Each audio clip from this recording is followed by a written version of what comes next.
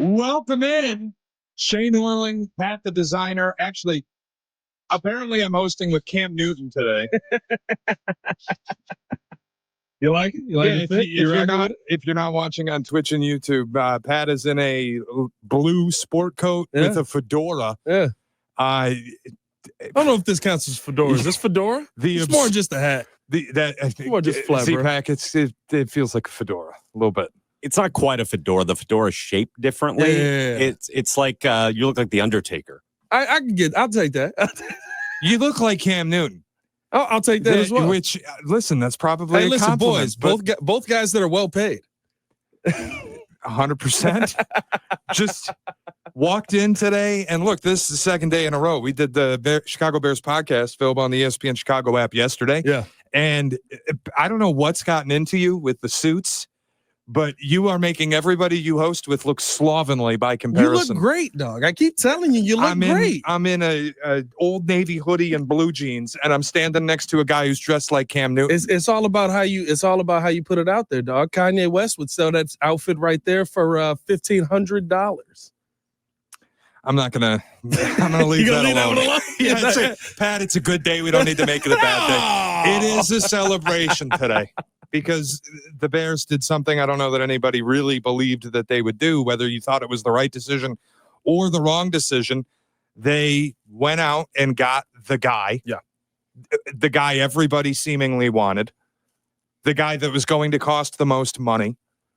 The offensive mind and not this guy called plays for 6 games and choked in the playoffs, Matt Nagy, but the guy who's led the number one offense in football over the last 3 seasons as the play caller. And the Bears went out and got him. They've paired their young quarterback with an elite offensive mind. 100%. And that's the way the league is. That's the way this is done. This is big boy football.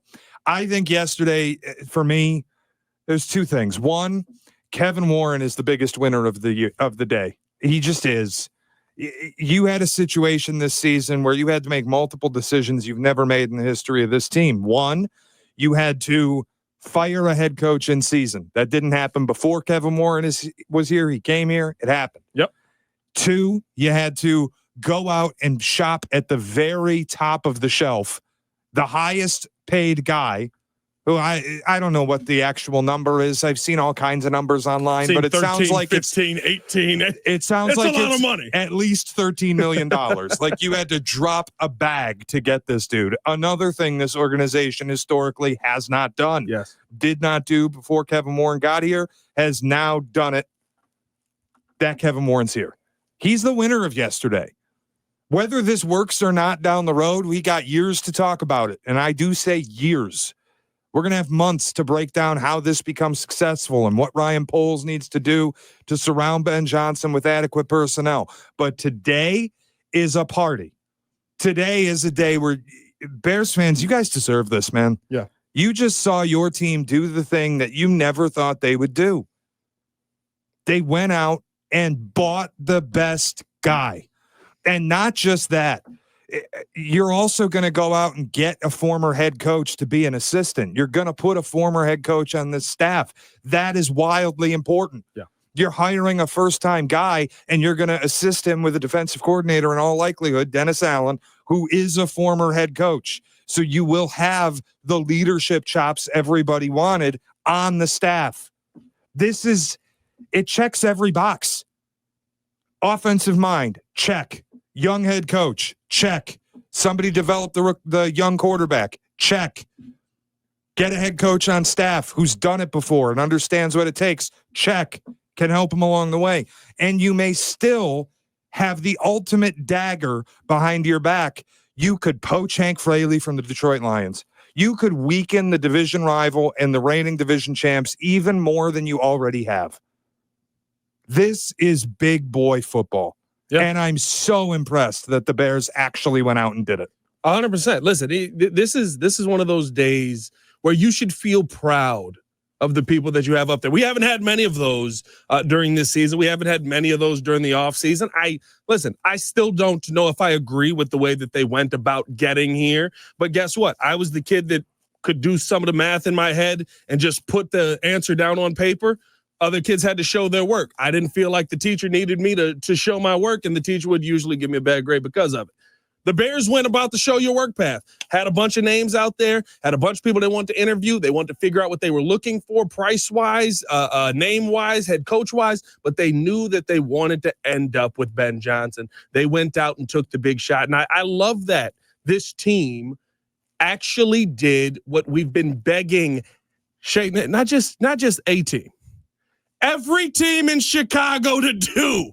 Spend money on the big name guys that are going to actually improve your team. Spend money on the best GMs. Spend money on the best head coaches. The Chicago Bears have done something that I don't know if we've seen another team in this city do in quite some time. And to me now, the big thing that you have to do is go out and support that head coach, get him the right pieces in the building, get him what he's asking for. If you paid this big price and Ben Johnson says, hey, buddy, maybe don't take a dude that kicks footballs in the 4th round. Don't sit there and go, well, wait a minute, we got a weapon on the team here. I don't know if we want to do. Let Ben Johnson cook. You brought him here. You paid him the big money for a reason. He has seen what it takes to build a winning football team. I understand the Lions didn't get the job done at the end of the day this season or last season, but 15-2 is a lot of wins. That means that you have to have a good team on the field. At the end of the day, we can look at the Lions and go, oh, they lost, and why should we believe that he's the guy now? He put up 500 plus yards of offense and still put up 30 points in a losing effort. Might have something to do with the fact that not only just about every one of your starters, but most of the guys that you said he's good enough to go in as a backup are on IR. That might be a problem in why you gave up 45 points and lose that game. Ben Johnson, to me, is the big fish. He is the big name. He's the one that you wanted to see paired with Caleb Williams. And now your front office, your owner, who we heard, I saw this report yesterday that George kind of uncomfortable, had to spend a little more money than he wanted to spend. That's different. That's very different. But again, that's why I think Kevin Warren's the winner of the day. Because I really, look, man, we saw it with Ted Phillips for how long. They had a way that they operated. They had a way that they did things. And for Kevin Warren to come in here and George to like reportedly be uncomfortable with the amount of money that they're spending, but having the ability to just say, you know, screw it, we're going to spend the money and we're going to get the guy. This is who they want. Let's get him. That to me is a philosophical change that Kevin Warren has to have inspired. That's Kevin Warren flexing his muscle and going, if you want to do this, you're going to spend money. Otherwise, why'd you bring me here? What did we talk about last time too, right? We said Kevin Warren is trying to do billions, not millions. Yeah. That's what makes this different to me. The goal is to become a global brand. The goal is to be, and you can't just do it by running it like a business. You have to win. You have to be successful on the football field. That's how you grow. Like, I always get so angry in sports when I hear people talk about, well, it's a business, and then there's the football operations side of it. And those two things are different. No. Your business is football. Yeah. It is. And when you're getting when the league's getting paid hundreds of millions of dollars per game to sell them off to Netflix and Peacock and Amazon Prime, you got to spend money. It's not acceptable anymore to not do it. So the fact that the Bears woke up and did it, that's a change. That's a change that Kevin Warren has to have inspired. He is the difference. Like, the common denominator of George McCaskey is still there. Yeah. The change is Kevin Warren. And I know that people are harsh on him. And look, he's got to get the stadium built. That has to happen. If there's not a shovel in the ground in 2025, that's a disaster. But today, he did the right thing. Today, he got the organization to behave like an actual NFL team. Enough with the mom and pop. Enough with the family business stuff. You went out and you got the big fish in the biggest pond. That's enormous. And to me, if you're not happy today, you're looking for reasons to be angry. Because look, I'm not going to sit here and tell you, oh, well, they hired Ben Johnson, so now they're going to go 11-6 next year. They're going to win the NFC North. I don't know how it's going to go. Right. I can't predict the success. I know one thing. In a year, if we're post-morteming on a 6-11 season, I'm not going to have regrets about the guy you hired or the process that you took. If this doesn't work for whatever reason, well, then you just chalk it up as something that failed. But the process was right. You got the most expensive guy. You got an elite offensive mind to help develop a young quarterback. You're set up the way you need to be set up in the NFL. You took a forward-thinking, analytical coach in a league that has gone fully that direction. No more of the T formation. We're done with that. We'll see. I've seen guys who looked like they had great offensive minds walk in the door, and all of a sudden they're like, "How about we line the fullback right behind the running back and right behind the quarterback?" The point I'm making is, it might fail, but you can't be upset today about the process. You can't be. Hey, unless you're one of these dopes that's hanging on to Mike McCarthy for whatever reason. Yeah. I was 16 years old the last time Mike McCarthy won a Super Bowl. I'm 30. I think here's my thing, and I'm not going to sit here and say I agree with you that you went through the right process. I agree with you that the Bears are doing things differently. I agree with you that they are changing how they think up at Hallis Hall, and I love all of that. Where I do differ is we're saying today, if it fails, at least you went out and tried. That's not Ryan Poles' job.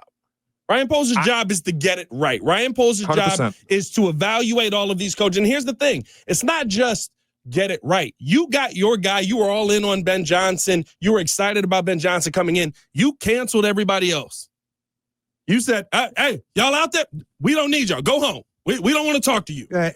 We've got it. We've got our guy. We've got the big name. I'm fine with you doing that.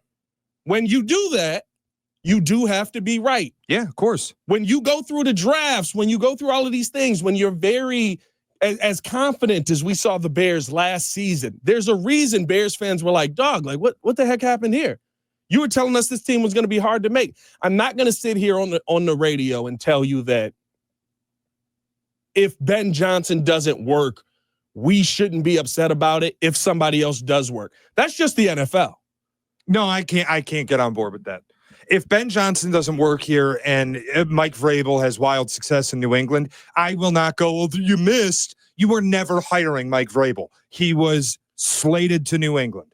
If Jacksonville hires Liam Cohen and he has more success, you hired the biggest fish. You made the most aggressive move. If it doesn't work, we will blame the people that it fails for. But I'm also not going to sit here January 21st, 2025 and tell people, well, now we just got to wait and see. Yeah. And we got to wait and see what happens, because if this doesn't work, well, then it's another failure by the Bears.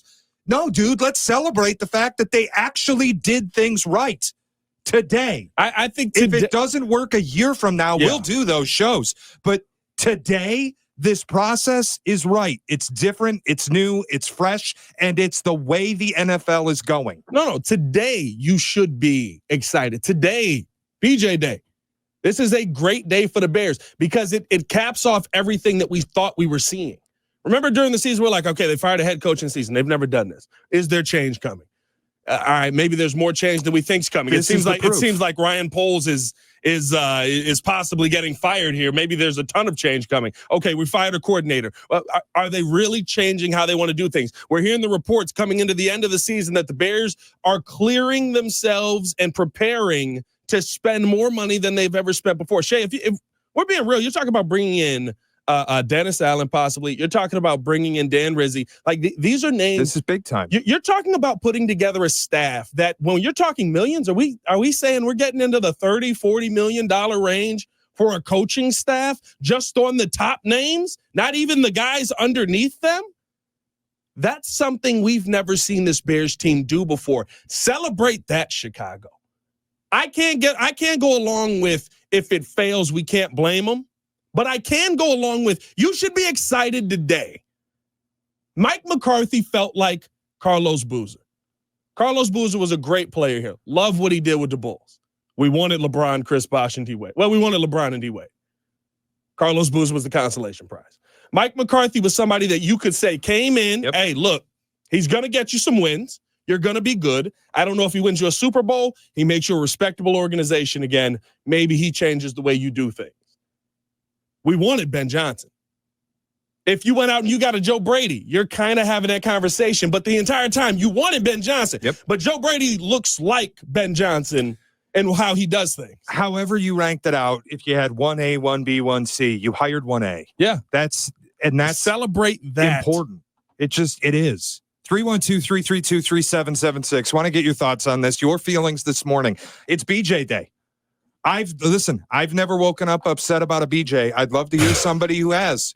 I really would love to hear somebody who's upset today about hiring Ben Johnson. I think it's crazy if you are. Listen, I loved BJ Armstrong. It's a little crass. It's his initials. Yeah. What are you thinking about? Football. You don't love a BJ in football? Hey, yo. Ben Johnson, the new head coach of your Chicago Bears. It's the first time that they've taken a shot. 312-332-3776. Your reaction. Paulie is in the loop. He's been patient. Paulie, what's going on? Great show. You guys make good team. Thank you, sir. I have called you 10 times, and you would own my house, you would own my car, you would own everything. There was no way in the world I thought Ben Johnson was going to be signed by the Bears. Enough to where I'm impressed by what they've done. They got to follow through now. You have to buy 2 offensive linemen. You got to draft 2 offensive linemen for starters. You got to get a better defensive line.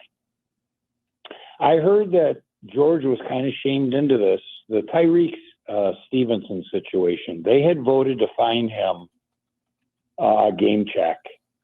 And George McCaskey, DEI committee, they vetoed it right away. They tabled it, and that's when they lost the team. And now Kevin Warren has stood up to George. And I can't believe that Kevin Warren is going to be the hero in this. I am totally impressed by what they've done. I'm shocked. Paulie, it's my biggest takeaway from the entire thing. And it's they're behaving differently because that guy is there. And I can be underwhelmed with a lot of what Kevin Warren has done.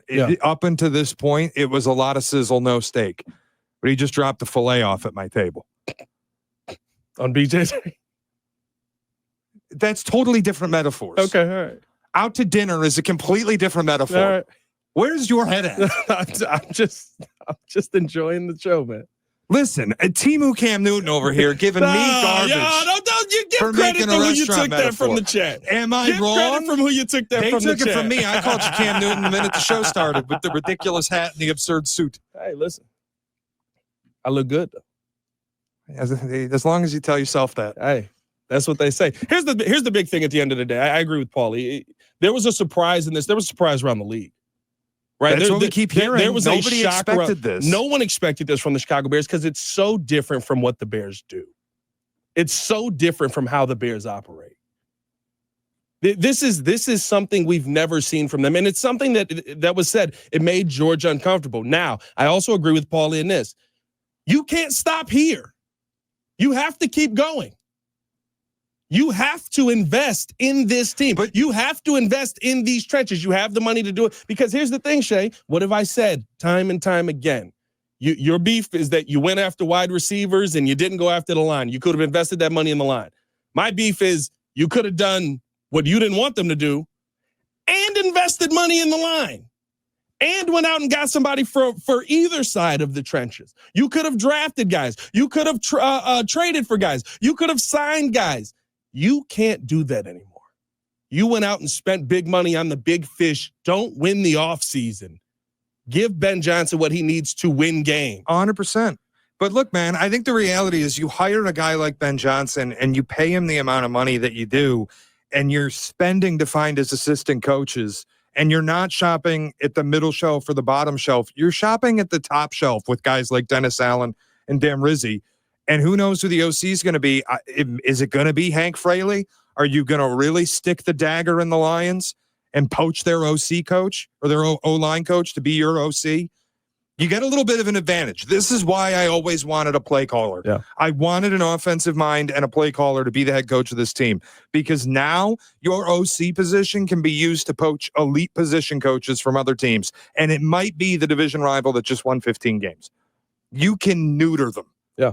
You can take all of the pieces that led to their offensive success and rip them away. Sorry, your toys are gone.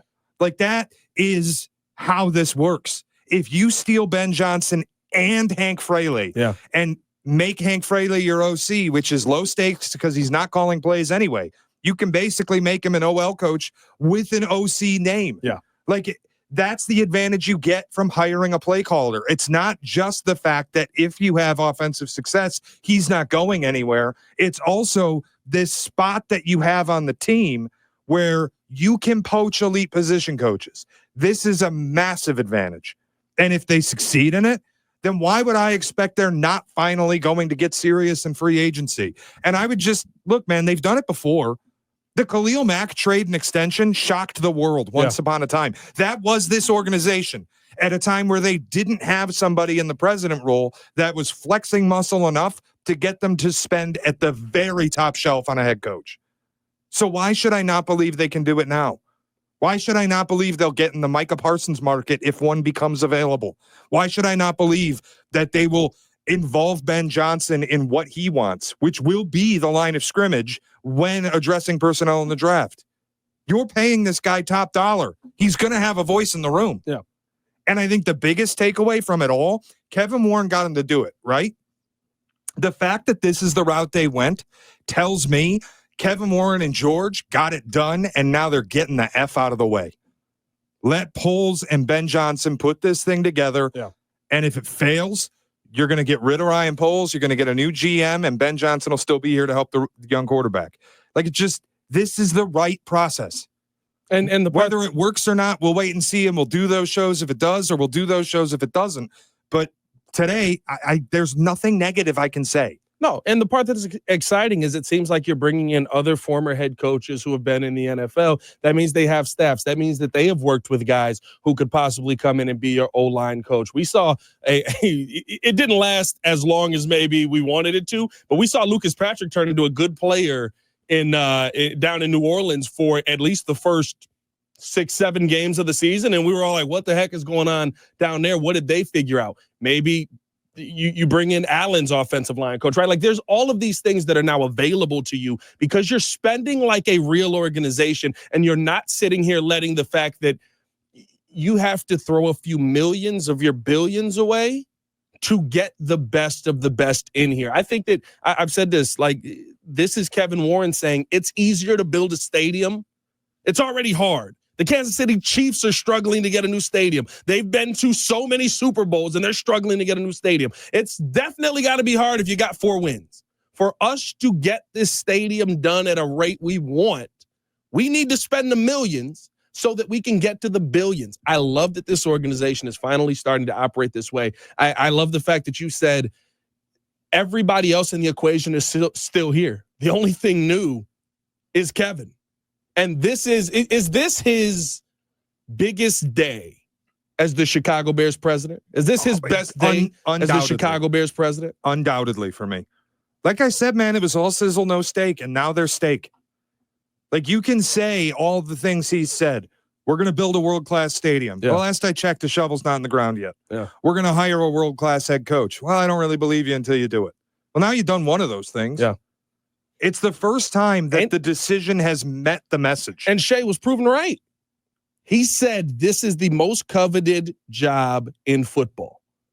This will be the most coveted job in football. When you get the number one guy, and before all of that, head coaches coming out of the woodwork, former head coaches, guys who have won Super Bowls, guys who have been a part of good organizations going, I'd love to coach here. I mean, Mike McCarthy took 2 interviews here in the Saints. Hey, I want to come see what you got going on up there. Would love to get some stuff done. Pete Carroll, I'll come back. I get at the age, but we both said if he's 50, we want Pete Carroll. At 100%. 73, I don't want Pete Carroll. Yeah, I mean, 74, he's going to be. But Pete Carroll, a great head coach like that, wanted to be a part of your organization. Kevin Warren was proven right and got the best guy for the job. This is a win for Chicago today. Now, don't stop now, as Hawk Harrelson used to say. Don't stop now, boys. Yeah, you got a lot of work to do. I think we could talk about that a little bit at 11 coming up as we're in for Greeny this morning. Shea, Norling, and Pat the Designer, 312-332-3776. Are you celebrating today the way that we are? That the Bears have done things differently? Or are you a little more reserved? Pat, I think I can put you a little bit in the reserved camp. You got to see more. This is a huge optimistic success, but you got to see more to really feel like this is the celebration I think I'm making it out to be. Yeah. To me, I've seen enough to believe that they're doing things differently. I've been here and before. I'm impressed by them today. No, you haven't been here before. This is Wani. Wani was the hottest name. Wani was the number one name. Wani was a phenomenal coordinator. He was not a good head coach. I also can say Wani wasn't given the greatest pieces in the world. True.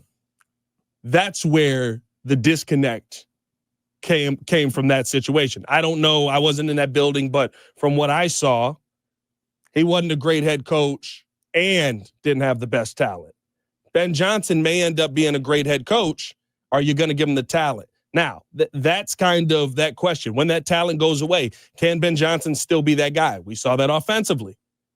Can you be that guy defensively? Because we always talk about these offensive gurus, Shea. Kyle Shanahan, offensive guru. Sean McVay, offensive guru. They've got some of the best defenses in football. They have had some of the best defenses in football. So we could say you're an offensive guru, but at the same time, you have to have something great on the other side of that ball as well for you to get to Super Bowls, for you to win Super Bowls like they did in L.A. Yes, he gets Matt Stafford in there and everything changed. Don't tell me Aaron Donald wasn't the dude that got the last sack of the Super Bowl. Should have been the MVP of the game. It's about being great on both sides of the ball. I have seen this before, but you have to do the things differently than what you did when you had the hot name, the hot coordinator, the number one guy before. You had Matt Nagy. He was the hot name, and I get it, 6 games, but he was the hot name that cycle. He came in and he had Mitch Trubisky. Is Matt Nagy look different if you go back in that draft and Deshaun Watson's on this team and not Mitch? Come on, you know what I know. Matt Nagy wasn't Frank Reich in that cycle. Like, you hired the guy who called plays for 6 games because Andy Reid wanted to do him a favor, and he had an all-time choke in the playoffs, and he didn't even have the bloom of Patrick Mahomes on him because he was coordinating Alex Smith. Yeah. Like, this is different than Matt Nagy. The Matt Nagy comparison, it's just, if you hire a coordinator, then they're forever Matt Nagy. If that's the way you want to go, then that's what it is. No matter who it was, if you hired a coordinator, it was Matt Nagy. And that's probably the same guy that's hanging off of Mike McCarthy. But what changed? Because remember, year 1, he's coach of the year. Year 1, Ryan Pace is executive of the year. Year 1, you're 12-4. There was a visible change that next season that every defense recognized. Well, I think the offense was a bit of a mirage in year 1, too. Like, he's coach of the year. They have an elite defense. Khalil Mack has this incredible year. 100%. You made the big trade. You win Probably the division. Should have been Vic Fangio's award. Yeah, and then the offense was a little mirage-y. It was a lot of the trick play stuff. Now, if you're worried about that with Ben Johnson, I get it. But I would just say get on board because we know it's coming. We know they're going to go on 4th down. We know they're going to run trick plays. We know they're going to get creative pre-snap. We know that they're going to do certain things to make life easier for their offensive line. And, yeah, I think there are certain concerns pairing Caleb with Ben Johnson, who had success with the ultimate pocket guy in Jared Goff, the ultimate on-schedule player, now taking a quarterback in Caleb who plays off schedule all the time, who has all of his best stuff happen off schedule. I think there's got to be a little bit of a marriage there where Caleb is willing to accept, I have to play in rhythm, I have to play in time, I have to play on schedule. But it's not like we've never seen that before. This is part of why I wanted Joe Brady as well as Ben Johnson. Yeah. Like, they were my 1A and 1B. Joe Brady got Josh Allen and sent Josh Allen the message of stop doing all of this stuff. We're going to have you play on time, and when we really need you, that's when we'll cut you loose. But we are going to play this simply. We're going to make your life easier. And he's become a way better player. Yeah. And I think when you see Ben Johnson and the Detroit Lions with Jared Goff become the number 1 scoring offense in football, yeah, you got to give him credit for it. Well, I think you also have to take into account as well, right? The difference for me with Nagy to this situation is I don't think with Caleb Williams, defenses are going to be able to go, oh, let's make him throw the ball, see what he does. Yeah. Let's make him throw passes in the NFL and see how good he really is. Oh, dang it. All right, we got to go to all the trick plays. Like Caleb's going to be able to operate there. I think there's a want for Caleb to operate in not outside of the pocket. I think there's a want for him to actually be in the pocket. I don't care what PFF says. I watched Braxton Jones get sacked with his quarterback this season. I've never seen that. Like I get Caleb Williams defending them as well. You need to upgrade the trenches. You need to upgrade the offensive line. Jared Goff looks a heck of a lot better when he's not under pressure. C.J. Stroud was an amazing quarterback last season. Didn't look like the same guy this season. Why? He's running for his life back there. The trenches are important. And I think if you do bring in with Ben Johnson here, now if he's like, okay, you got to stay here, trust the pocket, but also we're going to build you a pocket for you to trust. I think that's going to be the biggest difference in Caleb Williams' development from year 1 to year 2. And look, the Braxton Jones thing, I think it's more likely than not that he is your left tackle. The tackles at the top of the draft project more as guards. Maybe you kick him inside. I don't want to geek out too hard about it, but I do find it funny how a lot of Bears fans will say Braxton Jones is trash. I don't care what PFF says. And then in the same breath cite that PFF has Darnell Wright as the 5th ranked right tackle in football. So like you can't take it and leave it. I don't say it for both. Accept. Both your tackles are question marks. Darnell Wright did not have a good season. I think that, come on, he was pretty good. I think they're both pretty good. I'm not telling you either of them are elite or great, but when the interior of your line is as bad as the Bears is, when you've got revolving doors at guard and you have a center who's not a center, it's almost impossible for a tackle to do their job because you have to win one-on-one every snap. It's impossible. You're getting no help. So just I would agree with that. Fix the interior and we'll see what Braxton Jones actually is. If you get him a guard to play next to him that has any ability, then we can find out what he actually is. I would agree with that if he also didn't look bad with Tevin Jenkins out there, who arguably was your best offensive lineman this year. He also looks bad in those moments. When Caleb Williams gets sacked with Braxton Jones, that's because he's getting pushed through with Tevin Jenkins standing there blocking his man. You know how I feel, man. Sacks are a quarterback stat for a reason. I get the chart flying around that Caleb avoided 50 sacks. You got sacked 68 times, guys.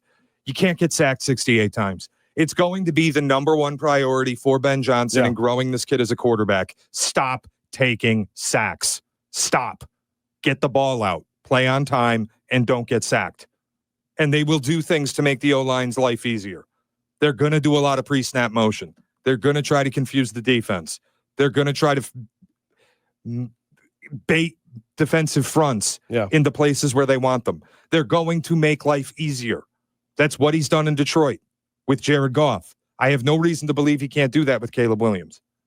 And the sacks, they got to stop. Yeah. That's priority 1 to me for Ben Johnson and Caleb. Now that you hired him, the first thing you got to do, obviously fix the personnel, get the offensive line better, but you got to get this kid to stop taking sacks. You have to. No, I agree with and that. The rest of it will come.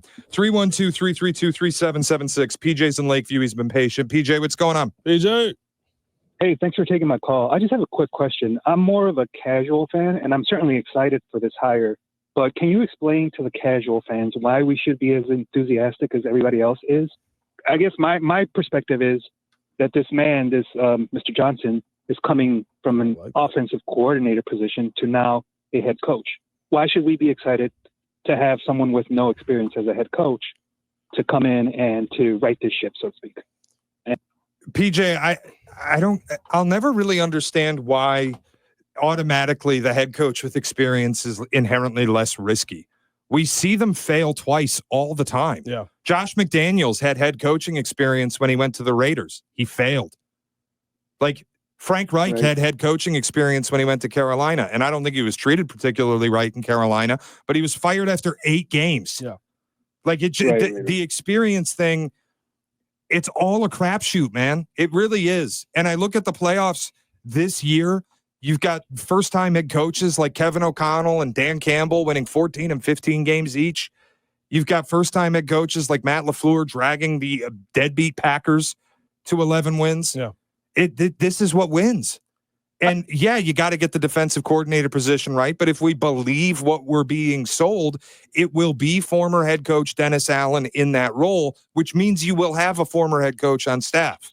I think you also got to be excited as well because, like you just said, they're investing in putting people around him that know what they're doing. The terms of what the Bears are doing reminds me of what the Warriors did when they brought in Steve Kerr. Everybody was like, well, why aren't they sticking with Mark Jackson and blah, blah, blah.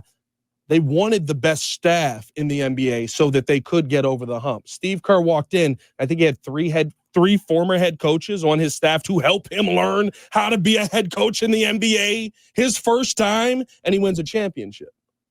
That, to me, is what the Chicago Bears are doing in football terms here. You're bringing in former head coaches. You're bringing in guys who have done it. You're bringing in guys who, in those moments, you can turn to and say, okay, this is something I didn't have to deal with. How did you guys deal with this? And bringing in guys who have different strengths and weaknesses that may not be your strength and weakness. A lot of times with these coaching staffs, everybody brings in who makes them feel comfortable. Yeah. That's not what this is going to be. There's going to be some things Ben Johnson is not going to be good at. I guarantee it. Every head coach has something they're not good at. Andy Reid's one of the best head coaches of all time. Clock management was his biggest problem forever. It still is. He's terrible at it. He's three Super Bowls in. He's been to 4.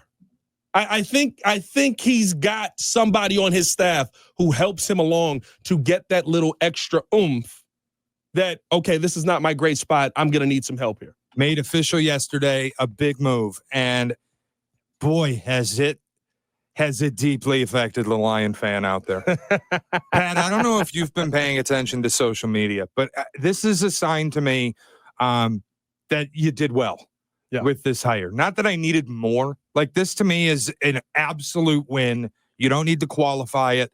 We don't need to talk about how it turns out. We don't. The process is a win. And you have utterly busted the brain of a fan base of your division rival. These people, Lions fans, who were treated to the 2 best years in the history of the organization, watching this dude's offense, which has been great for 3 years. It's been the most entertaining watch in football for 3 seasons, this guy's offense. It's just been fantastic. And this year was the culmination. It was his magnum opus, his masterpiece, what he did with this Lions team. And it failed in the biggest game. The game plan was wonky. I blamed Ben Johnson for it. I thought he got away from Gibbs too much. The result, obviously, catastrophic. The 1 seed to lose at home to the 6 seed in their first playoff game. Your reward for your best season in franchise history is goose egg playoff wins. That's brutal. But 4 days ago, before that game happened, Lions fans would have bottled this dude's sweat and drank it. They would have sipped out of his bathtub with a straw.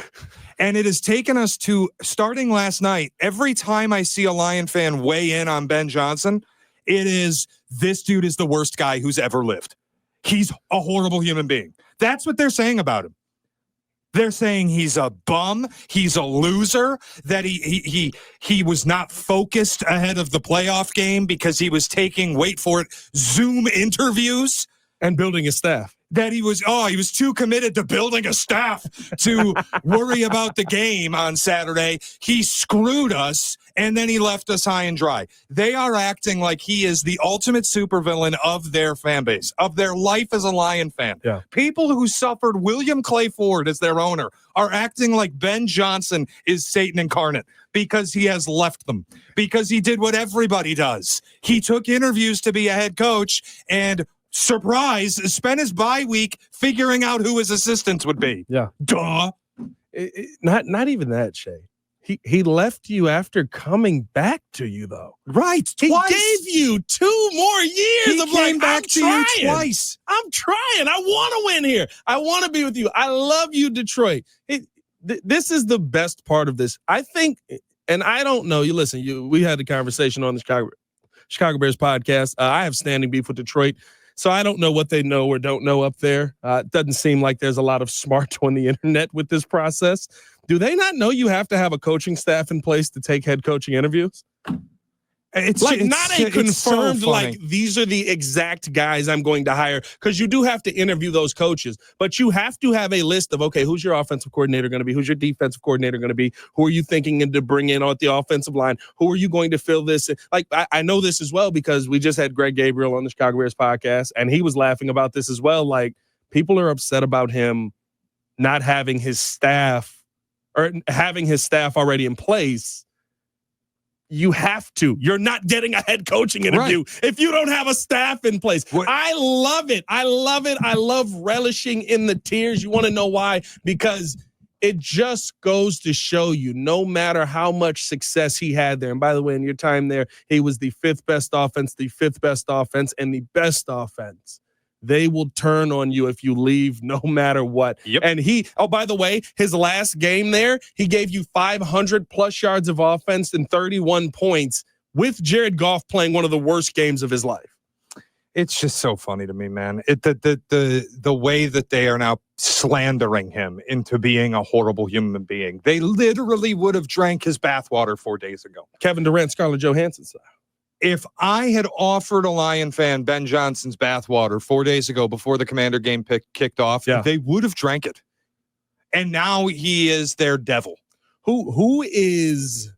Who's the fan base that is more in pain right now? Is it Lions fans or is it Raiders fans? Because I don't know if you saw the Raiders fans online. Do you know what? They were 210%. Ben Johnson was coming, to the point I had guys in my Breeze chat saying, keep Ben Johnson's name out of your mouth, like they were Will Smith to Chris Rock. They never had him, though. That's the difference. Like, they deluded themselves because of reporting and the fact that Tom Telesco got fired. Look, man, if you want the conspiracy theory aspect of this, did Ben Johnson screw the Raiders harder than he screwed the Lions?